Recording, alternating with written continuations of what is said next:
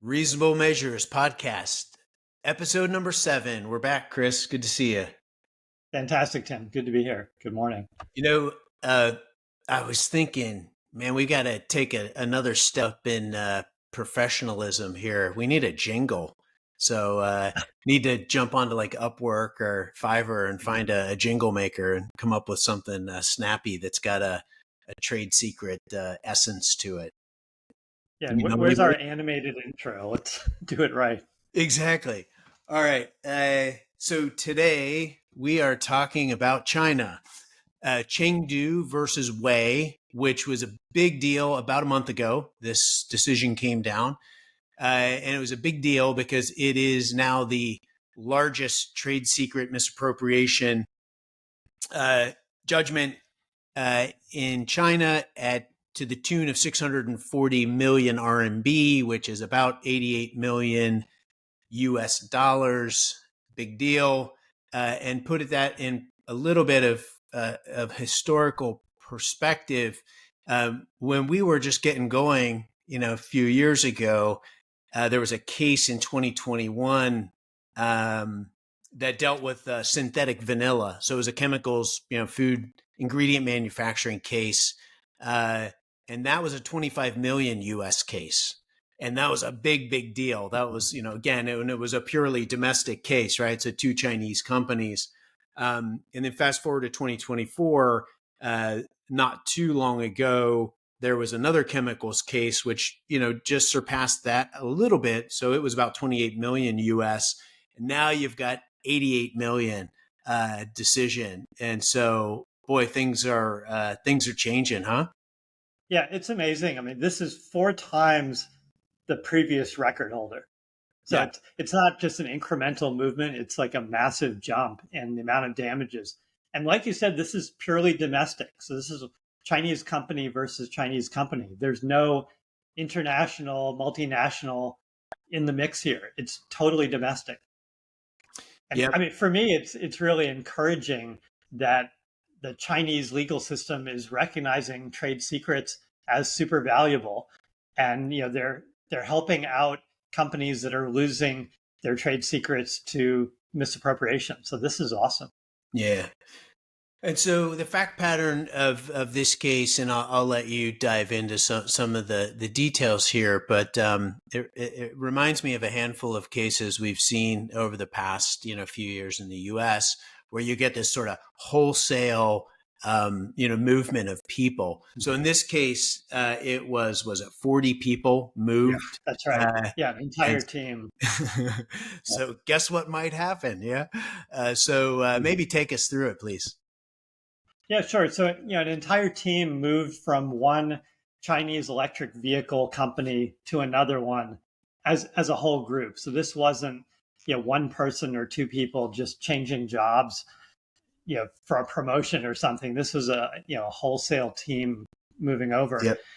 And immediately the new company filed 12 patent applications on stuff that this team had been working on previously.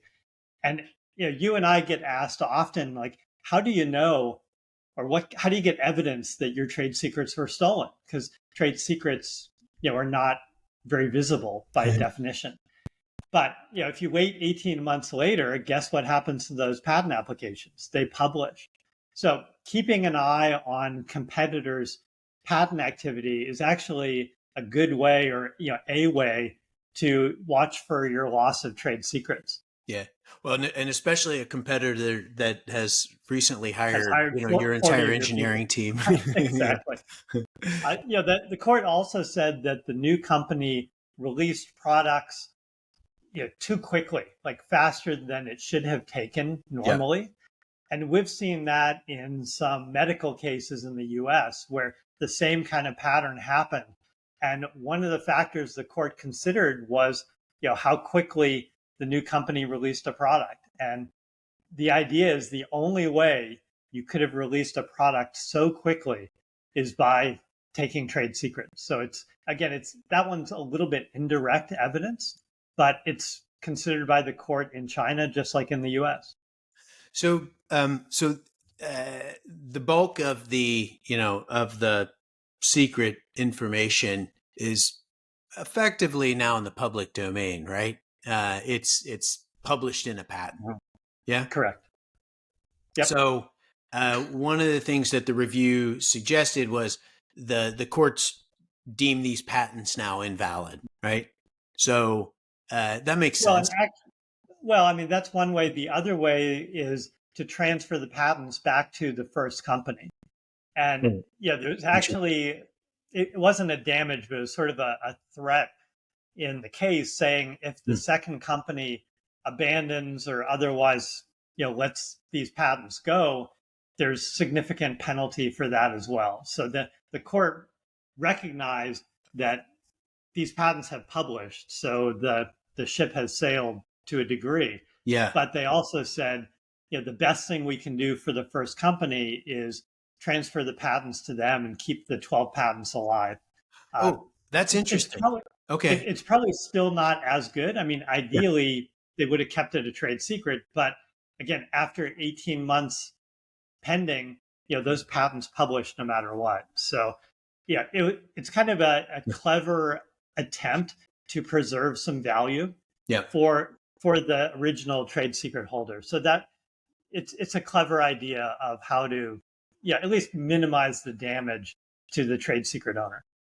Yeah, and so the this back to this damages thing, so essentially what you're saying is the and it comes into this or comes back to this topic of negative know-how effectively, right? Which is you do a bunch of research, you learn what works, but as importantly, what doesn't work, right? And that just takes a fair bit of time, right?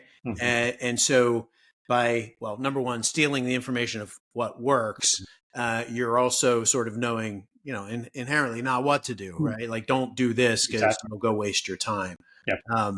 And so anyway, I just wanted to sort of pressure test that. Yeah, in a way it does, you've short circuited the R&D process, right? Well, and that's why we've seen multiple cases where the fact that you released a product so quickly, like suppose it would normally take a year and you do it in 4 months.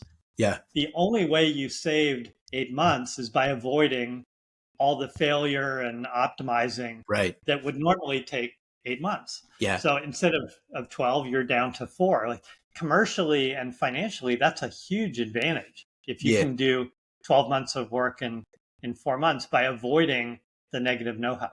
Yeah. And but it's kind of a, neat, elegant way that the courts can just say, well, how in the world did you possibly, or the defense, or, how could you possibly have done this? Right. And the answer is, well, there's one way we could have done it. And we stole your stuff, okay. Well, yeah, so like here, I think again, that's a little bit indirect way, but you combine that with the fact pattern, you combine it with the patent publications, showing that patents were filed in the first month that the team moved, employers. Like all of this makes a very compelling story for the original trade secret owner. Like that's a great story. Yeah. And we've done a little bit of work at Tangibly to try to see that movement of information, between, people that worked at one company, they go to another company, they then start, they become prolific at filing patents at the new company. And really it continues to sort of just bewilder me that people do that. It's like, really? You take all of this private information from your previous employer, and now you're going to go file it as a patent at the new employer. So, boy, talk about just a terrible behavior, but like an awesome paper trail, right? It's like, there it is, all right, out there in the open. So as you said, just wait 18 months and you'll find it. Yeah, that's right. And, we've talked about how after a while you see repeating patterns in trade secret lawsuits. And, people are not usually very creative in the ways that they misappropriate trade secrets. In this case, is a very typical Yep. kind of fact pattern. It's just kind of the scale of it is impressive. Uh, I think in our previous podcast, that story was unusual. The Yeah. kind of the professor suing the ex students, but Right. this one here is kind of factually very normal. Very normal, with the Yeah, exception of scale, right? 40 yeah, people. it's Yeah. huge. Yeah. It's big. Um, Hmm. well, one of the things that, so actually, if we go previous to 2021, I think it was 2020. There was a decision. So this was not a purely domestic case, but it was actually an arbitration award in favor of Dow Chemical and Johnson Matthey um, against a Chinese company, Shanjun Clean Energy Tech, and that was a big one. That was like a hundred million US dollars. But again, it was basically the Chinese courts upholding an arbitration award in favor of these US companies against a Chinese company. Um, and I've asked around. I'm super curious if Dow's ever seen that money, Yeah. and I think most people's sort of opinion is probably not. Hmm. I haven't been able to sort of suss out if that's the Yeah. case or not. But it would be really interesting to see these three cases: the two chemicals cases, and now Mhm. this energy case. You know, what does it actually take to get paid? You know, is it relatively quickly? I just wonder if if this is going to be tied up in in court in a sort of a never ending series of appeals. But yeah, Yeah, like what, winning the lawsuit is actually the beginning. Like, yeah, yeah, getting your hands on the cash is often just as hard or harder than winning the lawsuit. That's true. but yeah, But this yeah, your arbitration started in the U.S. and historically, people always said, if you want big damages, you have to go to the U.S. or maybe Western Europe. But this EV case that we're talking about today yeah, shows you can get in the same range in China, and yeah. that's incredible. Well, and I think like the idea that it's purely domestic, right, Mhm. um, is a big deal, and so I think it's reasonable to think you're Mhm. going to get the 100 million plus decision Mhm. here in the not too distant Yeah, it's future. it's yeah, it's coming, and a lot of people think all the improvements that the Chinese legal system has made in the last 10 years or so came from multinationals. And the reality is, all the pressure to improve the IP system and the legal system came from domestic companies because they want protection from domestic and international competitors. Yep, So all that improvement is driven domestically. It's actually not yep, multinationals coming in and flexing their muscles. that's right. It's a really great point. I think one that again, if you're a Chinese company, you have to look at this and just say, "Wow, like the world is changing, like right in front of It our is. eyes, right? Like this Mhm. is a big deal." Um, Totally. and so, as IP nerds, it's like, "Wow, Mhm. this is like this is humongous Yep, news." So super cool. it is. Um, do we have a topic for next podcast yet? Not yet. I have a couple in the hopper, so we'll pick out a good one and All come right. back next week. Sounds good. See you, Chris. Thanks, man. Okay. Thanks, Tim. Thanks for listening. A little bit more about us. Tangibly is a platform to help companies identify and protect their trade secrets. It's an end-to-end solution and includes our proprietary AI that was designed to analyze patents and predict underlying trade secrets. Tangibly is used by companies large and small, as well as by law firms. Our investors include Madrona, as well as DLA Piper and Wilson Sonsini. Thanks for listening, and we'll see you next time.